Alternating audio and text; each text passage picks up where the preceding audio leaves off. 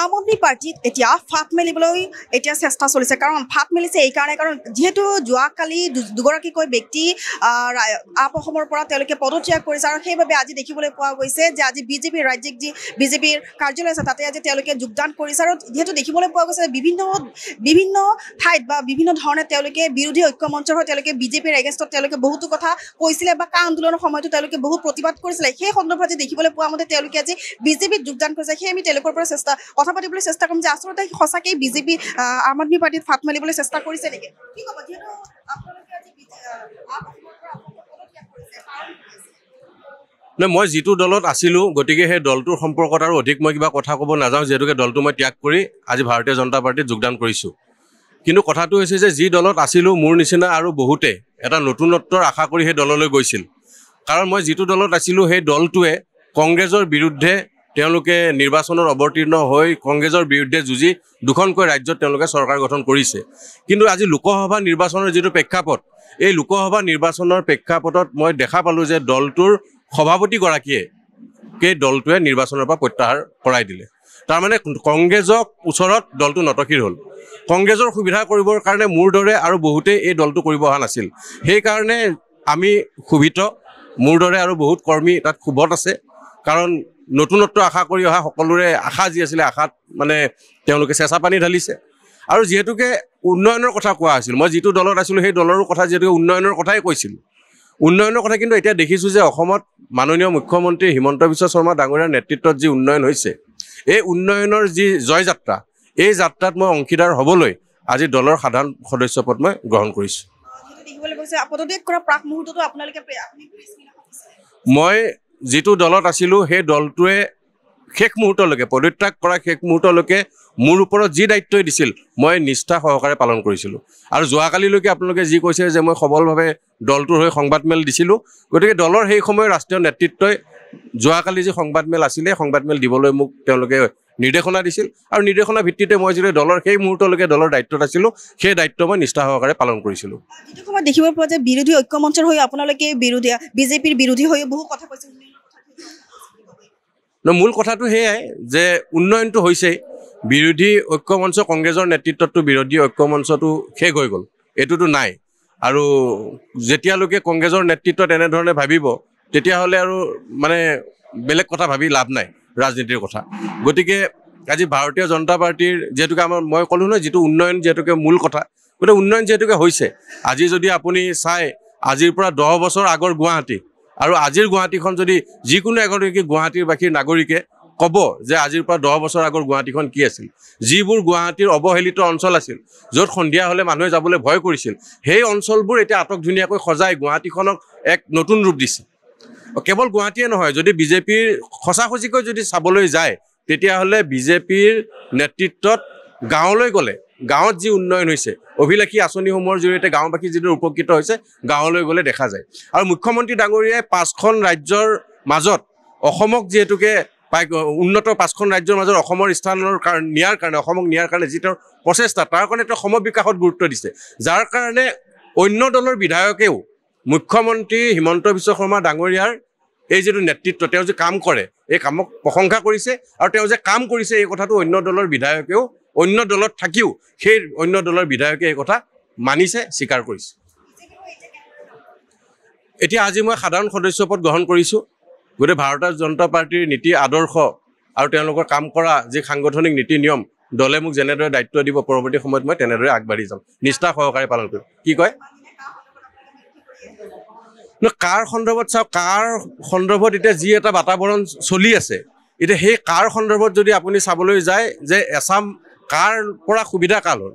কাৰ সুবিধা আৰু অসুবিধা দুইটা দিশ আপুনি যদি চায় কাৰ পৰা কাৰ সুবিধা হৈছে আৰু কাৰ পৰা কাৰ অসুবিধা হৈ আছে ৰাজ্যখনৰ মুৰব্বী হিমন্ত বিশ্ব শৰ্মা ডাঙৰীয়াই কৈ দিছে ৰাজহুৱাকৈ যে যদি কাৰ ফলত কোনোবা এগৰাকী বাংলাদেশী আহে তেওঁ তাৰ দায়িত্ব ল'ম বুলি কৈছে যদি কোনোবা বাংলাদেশী আহে তেওঁ দায়িত্ব ল'ম বুলি ৰাজহুৱাকৈ কোৱাৰ পিছত কাৰ আৰু কিবা কথা চিন্তা কৰাৰ কিবা অৱকাশ আছে নেকি গতিকে কাৰ পৰা সুবিধা কোনে পালে এই কাৰ আন্দোলন কৰি আমি এনআইএ জেৰা খালোঁ আমি এনআইএ জেৰা সন্মুখীন হ'লোঁ 3-4বাৰকৈ এনআইএ জেৰা আমি সন্মুখীন হ'লোঁ কাৰ আন্দোলন কৰি আৰু কোনোবা সাংসদ হ'ল কোনোবা বিধায়ক হ'ল সেইকাৰণে কৈছে মুখ্যমন্ত্ৰী ডাঙৰীয়াই অতি সাহসেৰে কৈছে যেতিয়া ৰাজ্যখনৰ মুৰব্বীয়ে যেতিয়া কৈ দিছে, অসমৰ মুৰব্বীগৰাকী সন্মানীয় মুখ্যমন্ত্ৰী হিমন্ত বিশ্ব শৰ্মা ডাঙৰীয়াই যিহেতুকে কৈয়ে দিছে যে তেওঁ থকালৈকে তেওঁ এনেধৰণৰ যি বাংলাদেশী যি অহাৰ কথা মানুহে যিটো এটা পৰিৱেশ এটা সৃষ্টি কৰিছে তাৰ দায়িত্ব তেওঁ ল'ম বুলি কোৱাৰ পিছত আৰু কাৰ সন্দৰ্ভত কিবা চিন্তা কৰা কিবা অৱকাশ আছে জানো, এই কথাটো আৰু এতিয়া ভাবিবলগীয়া বিষয় নহয় বুলি মই ভাবোঁ। ধন্যবাদ। আম আদমি পাৰ্টিত এতিয়া ফাট মেলিবলৈ এতিয়া চেষ্টা চলিছে, কাৰণ ফাট মেলিছে এইকাৰণে কাৰণ যিহেতু যোৱাকালি দুগৰাকীকৈ ব্যক্তি আপ অসমৰ পৰা তেওঁলোকে পদত্যাগ কৰিছে, আৰু সেইবাবে আজি দেখিবলৈ পোৱা গৈছে যে আজি বিজেপিৰ ৰাজ্যিক যি বিজেপিৰ কাৰ্যালয় আছে তাতে আজি তেওঁলোকে যোগদান কৰিছে। আৰু যিহেতু দেখিবলৈ পোৱা গৈছে বিভিন্ন ঠাইত বা বিভিন্ন ধৰণে তেওঁলোকে বিৰোধী ঐক্য মঞ্চৰ হৈ তেওঁলোকে বিজেপিৰ এগেইনষ্টত তেওঁলোকে বহুতো কথা কৈছিলে বা কা আন্দোলনৰ সময়তো তেওঁলোকে বহুত প্ৰতিবাদ কৰিছিলে। সেই সন্দৰ্ভত আজি দেখিবলৈ পোৱা মতে তেওঁলোকে আজি বিজেপিত যোগদান কৰিছে। সেই আমি তেওঁলোকৰ পৰা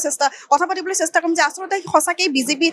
আম আদমি পাৰ্টিত ফাট মেলিবলৈ চেষ্টা কৰিছে নেকি? কি ক'ব যিহেতু আপোনালোকে আজি মই যিটো দলত আছিলোঁ গতিকে সেই দলটোৰ সম্পৰ্কত আৰু অধিক মই কিবা কথা ক'ব নাযাওঁ, যিহেতুকে দলটো মই ত্যাগ কৰি আজি ভাৰতীয় জনতা পাৰ্টীত যোগদান কৰিছোঁ। কিন্তু কথাটো হৈছে যে যি দলত আছিলোঁ মোৰ নিচিনা আৰু বহুতে এটা নতুনত্বৰ আশা কৰি সেই দললৈ গৈছিল। কাৰণ মই যিটো দলত আছিলোঁ সেই দলটোৱে কংগ্ৰেছৰ বিৰুদ্ধে তেওঁলোকে নিৰ্বাচনত অৱতীৰ্ণ হৈ কংগ্ৰেছৰ বিৰুদ্ধে যুঁজি দুখনকৈ ৰাজ্যত তেওঁলোকে চৰকাৰ গঠন কৰিছে। কিন্তু আজি লোকসভা নিৰ্বাচনৰ যিটো প্ৰেক্ষাপট, এই লোকসভা নিৰ্বাচনৰ প্ৰেক্ষাপটত মই দেখা পালোঁ যে দলটোৰ সভাপতিগৰাকীয়ে সেই দলটোৱে নিৰ্বাচনৰ পৰা প্ৰত্যাহাৰ কৰাই দিলে। তাৰমানে কংগ্ৰেছক ওচৰত দলটো নতশিৰ হ'ল। কংগ্ৰেছৰ সুবিধা কৰিবৰ কাৰণে মোৰ দৰে আৰু বহুতেই এই দলটো কৰিব অহা নাছিল। সেইকাৰণে আমি ক্ষোভিত, মোৰ দৰে আৰু বহুত কৰ্মী তাত ক্ষোভত আছে। কাৰণ নতুনত্ব আশা কৰি অহা সকলোৰে আশা যি আছিলে আশাত মানে তেওঁলোকে চেঁচা পানী ঢালিছে। আৰু যিহেতুকে উন্নয়নৰ কথা কোৱা হৈছিল, মই যিটো দলত আছিলোঁ সেই দলৰো কথা যিহেতুকে উন্নয়নৰ কথাই কৈছিল। উন্নয়নৰ কথা কিন্তু এতিয়া দেখিছোঁ যে অসমত মাননীয় মুখ্যমন্ত্ৰী হিমন্ত বিশ্ব শৰ্মা ডাঙৰীয়াৰ নেতৃত্বত যি উন্নয়ন হৈছে, এই উন্নয়নৰ যি জয়যাত্ৰা, এই যাত্ৰাত মই অংশীদাৰ হ'বলৈ আজি দলৰ সাধাৰণ সদস্য পদ মই গ্ৰহণ কৰিছোঁ। মই যিটো দলত আছিলোঁ সেই দলটোৱে শেষ মুহূৰ্তলৈকে পদত্যাগ কৰা শেষ মুহূৰ্তলৈকে মোৰ ওপৰত যি দায়িত্বই দিছিল মই নিষ্ঠা সহকাৰে পালন কৰিছিলোঁ। আৰু যোৱাকালিলৈকে আপোনালোকে যি কৈছে যে মই সবলভাৱে দলটোৰ হৈ সংবাদমেল দিছিলোঁ, গতিকে দলৰ সেই সময়ৰ ৰাষ্ট্ৰীয় নেতৃত্বই যোৱাকালি যি সংবাদমেল আছিলে সংবাদমেল দিবলৈ মোক তেওঁলোকে নিৰ্দেশনা দিছিল। আৰু নিৰ্দেশনাৰ ভিত্তিতে মই যিটো দলৰ সেই মুহূৰ্তলৈকে দলৰ দায়িত্বত আছিলোঁ সেই দায়িত্ব মই নিষ্ঠা সহকাৰে পালন কৰিছিলোঁ। যিটো সময়ত দেখিব পোৱা যে বিৰোধী ঐক্য মঞ্চৰ হৈ আপোনালোকে বিজেপিৰ বিৰোধী হৈ বহু কথা কৈছে। মূল কথাটো সেয়াই যে উন্নয়নটো হৈছেই, বিৰোধী ঐক্য মঞ্চ কংগ্ৰেছৰ নেতৃত্বততো বিৰোধী ঐক্য মঞ্চটো শেষ হৈ গ'ল, এইটোতো নাই। আৰু যেতিয়ালৈকে কংগ্ৰেছৰ নেতৃত্বত এনেধৰণে ভাবিব তেতিয়াহ'লে আৰু মানে বেলেগ কথা ভাবি লাভ নাই ৰাজনীতিৰ কথা। গতিকে আজি ভাৰতীয় জনতা পাৰ্টীৰ যিহেতুকে আমাৰ মই ক'লোঁ নহয় যিটো উন্নয়ন যিহেতুকে মূল কথা, গতিকে উন্নয়ন যিহেতুকে হৈছে, আজি যদি আপুনি চাই আজিৰ পৰা 10 বছৰ আগৰ গুৱাহাটী আৰু আজিৰ গুৱাহাটীখন যদি যিকোনো এগৰাকী গুৱাহাটীৰ বাসীৰ নাগৰিকে ক'ব যে আজিৰ পৰা 10 বছৰ আগৰ গুৱাহাটীখন কি আছিল, যিবোৰ গুৱাহাটীৰ অৱহেলিত অঞ্চল আছিল য'ত সন্ধিয়া হ'লে মানুহে যাবলৈ ভয় কৰিছিল, সেই অঞ্চলবোৰ এতিয়া আটক ধুনীয়াকৈ সজাই গুৱাহাটীখনক এক নতুন ৰূপ দিছে।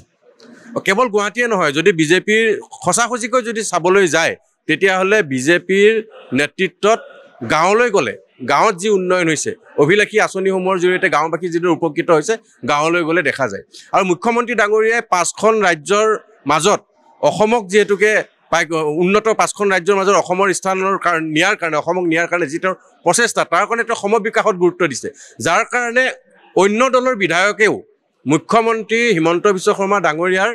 এই যিটো নেতৃত্ব, তেওঁ যে কাম কৰে এই কামক প্ৰশংসা কৰিছে। আৰু তেওঁ যে কাম কৰিছে এই কথাটো অন্য দলৰ বিধায়কেও অন্য দলত থাকিও সেই অন্য দলৰ বিধায়কে এই কথা মানিছে, স্বীকাৰ কৰিছে। এতিয়া আজি মই সাধাৰণ সদস্য পদ গ্ৰহণ কৰিছোঁ।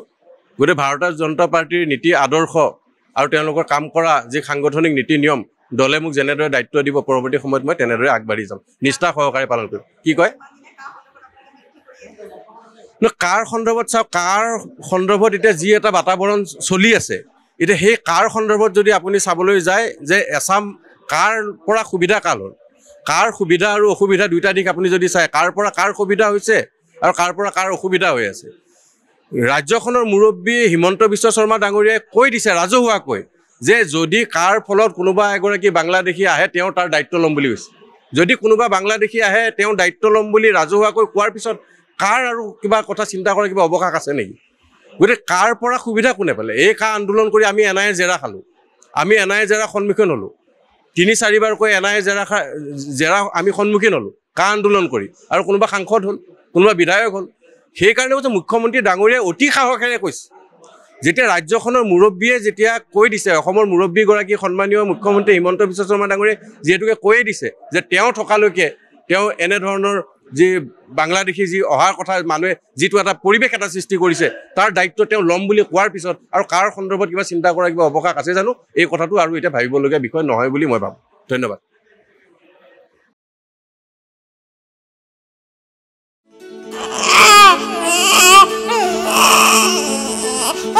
অভিনন্দন, আপোনাৰ এজনী ছোৱালী জন্ম হৈছে।